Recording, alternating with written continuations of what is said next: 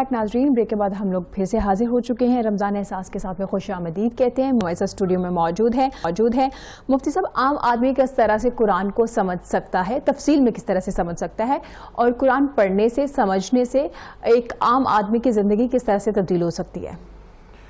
دیکھیے، عام آدمی جو ہے اگر اس کے پاس وقت نہیں ہے، ظاہری بات ہے مصروفیات ہوتی ہیں اور دوسرے معاملات بھی چل رہے ہوتے ہیں، لیکن وہ چاہتا ہے کہ اللہ کے کلام کو سمجھا جائے، اس کو غور و فکر کے ساتھ پڑھا جائے. تو میرا تو مشورہ یہ ہے کہ وہ ایک سادہ سا ترجمہ لے لے. بہت سارے تراجم آپ کو مل جاتے ہیں مختلف زبانوں میں، تو سب سے پہلے اس کو سادہ ترجمہ جو ہے پڑھنا چاہیے. یعنی قرآن مجید کو جو اس کے الفاظ ہیں، پہلے اس کے جو متن ہے جس کو ہم ٹیکسٹ کہتے ہیں، اس کو پہلے سمجھ لے. اور بڑا ہی آسان ترجمہ، بہت ہی آسان مفہوم میں اللہ تبارک و تعالیٰ نے انسانوں کو جو ہے وہ بتایا ہے. یعنی ایک عام آدمی بھی جو زیادہ پڑھا لکھا نہیں ہے، وہ اگر سادہ ترجمہ اس کو آپ پڑھا دیں یا سنوا دیا جائے تو وہ بھی قرآن کے پیغام کو سمجھ لے گا. تو بالکل سادہ ترجمہ وہ پڑھے. کہیں پہ اگر اس کو کوئی بات سمجھ میں نہیں آ رہی تو کسی عالم دین سے رجوع کر لے، یا خود اپنے طور پر جو ہے وہ اس چیز کے اوپر ریسرچ کر لے.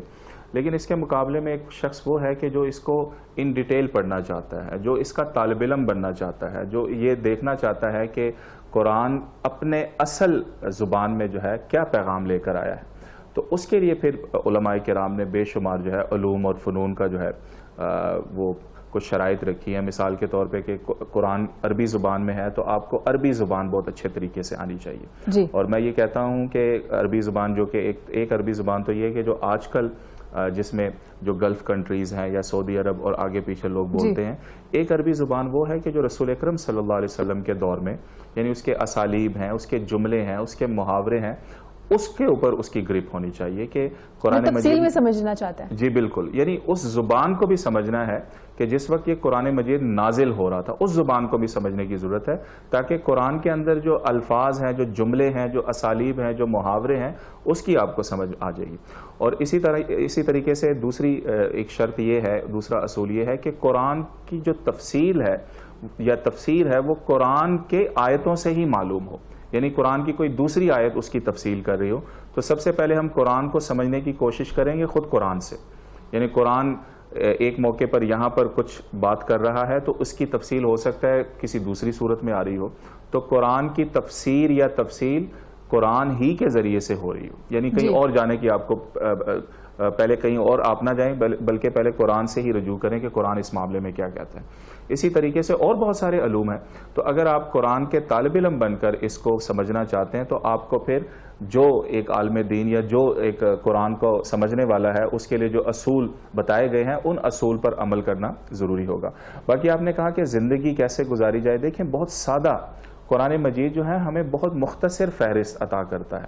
یعنی قرآن کوئی لمبی چوڑی چیز ہمیں نہیں بتاتا، بلکہ مختصر تفصیل ہے، فہرست ہے. حلال اور حرام کے حوالے سے، عبادات کے حوالے سے مختصر جو ہے تفسیر ہے. اسی طرح مختصر فہرست جو ہے اخلاقی جو تقاضے ہیں، کون کون سے اخلاق کو آپ نے اپنانا ہے، جھوٹ نہیں بولنا، سچ بولنا ہے، اسی طرح بددیانتی نہیں کرنی. تو بہت مختصر فہرست ہے جس کو اگر ہم اپنا لیتے ہیں. اور بدقسمتی یہی ہے کہ ہم چونکہ قرآن کو پڑھتے نہیں سمجھ کر، تو اس لیے ہمارے لیے ان چیزوں پر عمل کرنا بھی مشکل ہو جاتا ہے.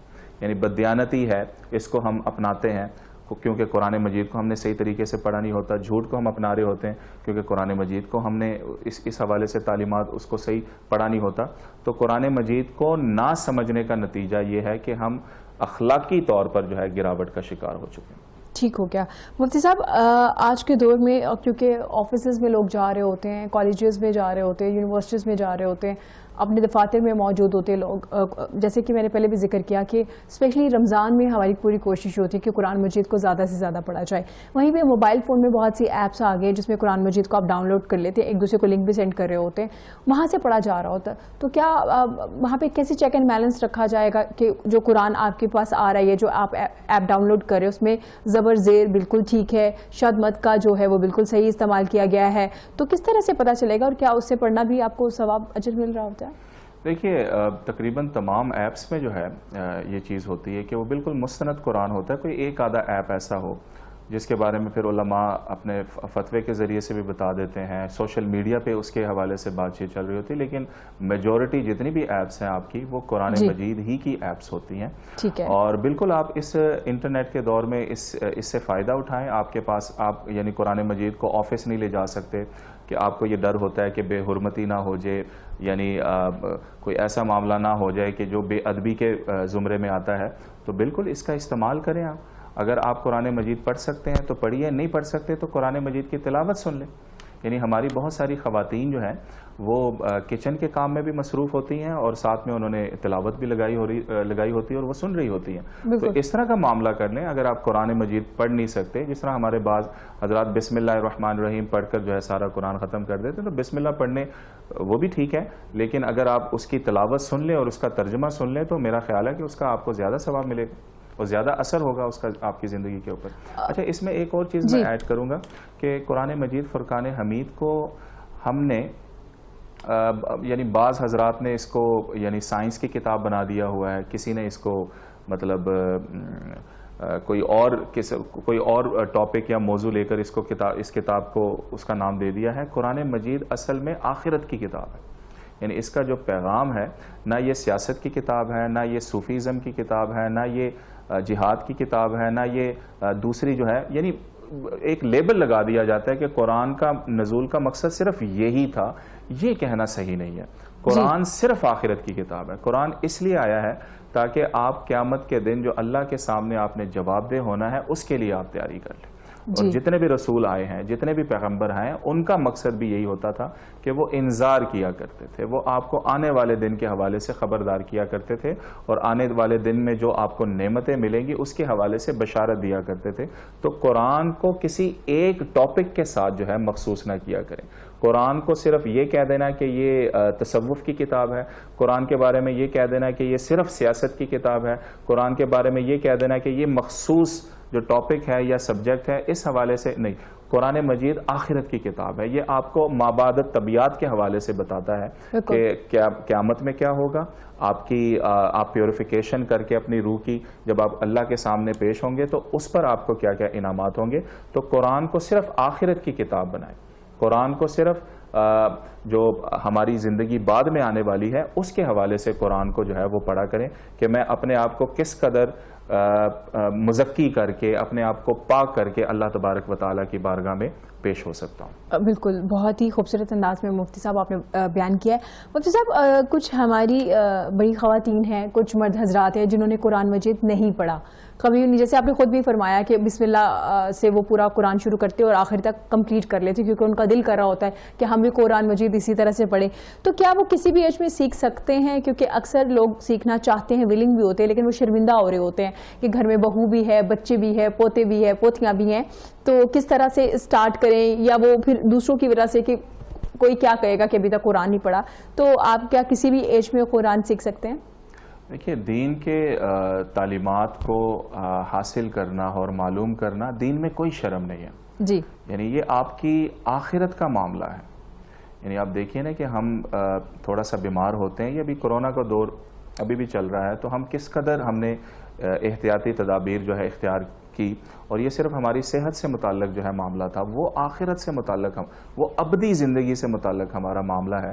تو اس لیے یہ جو شرم کرنا ہے، یہ جو دین کے معاملے میں چیزیں نہ سیکھنا کہ میں اس عمر میں کو پہنچ چکا ہوں. دیکھیے، اپنا ذہن یہ بنائے، اپنی سوچ یہ بنائے کہ آپ طالب علم ہیں. جی، آپ ایک اسٹوڈنٹ ہیں. کوئی بھی آدمی جو ہے یہ نہیں کہہ سکتا کہ میرے پاس علم کا سارا سمندر جو ہے میرے سینے کے اندر محفوظ ہو گیا. ہر انسان کو طالب علم رہنا چاہیے، اس کو سیکھتے رہنا چاہیے. چیزیں نہیں آتی اس کو سیکھیں، جو چیزیں آتی ہیں اس کے حوالے سے مزید سیکھیں. تو ایج کوئی بھی ہو، آپ یہ دیکھیں کہ اللہ تبارک و تعالیٰ کا کتنا بڑا کلام، کتنی مقدس کتاب کہ اس کو پڑھنے کے لیے وہ ہمارا انتخاب اس نے کیا ہے. اب دیکھیں نا، حضرت موسیٰ علیہ السلام جب وہ کوہ طور پر جاتے ہیں تو ایک درخت کے اندر سے کلام کی آواز آتی ہے. اللہ تبارک و تعالیٰ یہ مخاطب ہوتے ہیں حضرت موسیٰ سے کہ میں آپ کا رب ہوں، نماز پڑھا کریں، میری عبادت کیا کریں. تو وہ درخت کتنا خوش قسمت تھا کہ اللہ تبارک و تعالیٰ نے اس درخت کا سہارا لے کر کلام کیا. تو ہم کتنے خوش قسمت ہیں کہ اللہ تبارک و تعالیٰ نے اس کی تلاوت کے لیے ہمارا انتخاب کیا. کیا بات تو آپ اس چیز کو سامنے رکھیں کہ کلام اللہ میں نے سیکھنا ہے، اللہ کا کلام میں نے سیکھنا ہے، اور اس میں کیا برکتیں ہیں، کیا رحمتیں ہیں، میری اپنی زندگی تبدیل ہو جائے گی۔ میں اگر قرآن پڑھوں گا اور اس کو سمجھ کے ساتھ پڑھوں گا تو میری جو آخرت ہے، جو ابدی زندگی ہے، جو کتنی بڑی نعمت ہے انسان کے لیے، تو میں اس نعمت سے جو ہے مالا مال ہو جاؤں گا۔ تو اس سوچ کو سامنے رکھیں کہ آپ طالب علم ہیں، آپ ہم ساری زندگی طالب علم رہیں گے، اور حضور صلی اللہ علیہ وسلم نے فرمایا نا کہ آپ پنگھوڑے سے لے کر جو ہے موت قبر کی کوٹری تک جو ہے سیکھتے رہا کریں، طالب علم رہا کریں۔ تو اپنے آپ کو طالب علم تصور کریں، اسٹوڈنٹ تصور کریں، اور اس کو سیکھتے رہنا چاہیے دینی معاملات کو۔ بالکل مفتی صاحب، ہمارے ہاں سورت بقرہ یقیناً ہر جو سورت ہے اس کی اپنی اہمیت ہے، خاصیت ہے، اس کی خوبیاں ہیں جس کے بارے میں بتا بھی دیا گیا ہے۔ صبح کے وقت جیسے آپ نے فرمایا کہ کچھ خواتین ہوتی ہیں وہ قرآن ساتھ ساتھ کام کر رہی ہوتی ہیں، ساتھ ساتھ قرآن چل رہا ہوتا ہے، وہ ایک گھر میں ایک بڑا خوبصورت سا ماحول بنا ہوتا ہے۔ تو وہیں پہ سورت بقرہ کے حوالے سے بھی کہا جاتا ہے کہ اگر آپ کے گھر میں کوئی پرابلم چل رہی ہے یا جنات ہے یا جادو کیا گیا، آپ میری کریکشن بھی کرا سکتے ہیں اس میں، تو سورت بقرہ اگر آپ پڑھ نہیں پا رہے تو آپ اونچی آواز میں لگا دیا کریں۔ اونچی آواز میں سننے اور پڑھنے میں کیا ایک جتنا ہی اجر ہے اور ایک جتنا ہی اثر ہے؟ دیکھیے اجر تو ظاہری بات ہے خود پڑھنے میں ہے، لیکن بعض معاملات ایسے ہوتے ہیں کہ آپ کے پاس ٹائم نہیں ہوتا، آپ چاہتے ہیں کہ میں کچن کے معاملات بھی کروں، بچوں کو بھی سنبھالنا ہوتا ہے ہماری خواتین نے، یا مردوں کا معاملہ بھی اسی طرح ہوتا ہے، بعض اوقات وہ مصروف ہوتے ہیں۔ تو بالکل آپ اس ٹیکنالوجی سے فائدہ اٹھائیں اور آپ تلاوت سنیں۔ اور سورہ بقرہ واقعتاً بہت ہی خوبصورت سورہ ہے۔ آپ کے گھر میں کوئی ناچاکی کا معاملہ چل رہا ہے، کوئی خدا نخواستہ حسد کی وجہ سے نظر لگ گئی ہے، یا کوئی جادو کا معاملہ ہے، تو سورہ بقرہ کی تلاوت اگر خود کر سکتے ہیں تو ضرور کیجئے، نہیں کر سکتے تو اس کی تلاوت آپ لگا دیا کریں، تاکہ اس کی جو برکات ہیں، اس کے جو ثمرات ہیں آپ کے گھر تک جو ہے وہ پھیلیں۔ اور ظاہری بات ہے کہ جادو ہمارے معاشرے میں چونکہ حسد بہت زیادہ ہے، ایک دوسرے کے ساتھ ایک ہماری چپکلش چلتی رہتی ہے، تو یہ معاملات چل رہے ہوتے ہیں۔ تو سورہ بقرہ کو لازمی یا پڑھا کریں یا اس کی جو تلاوت ہے وہ لگا دیا کریں، یہ بہت ہی خیر و برکت کا باعث ہے۔ اس میں کوئی شک نہیں ہے۔ بہت شکریہ مفتی صاحب آپ کے قیمتی وقت کا۔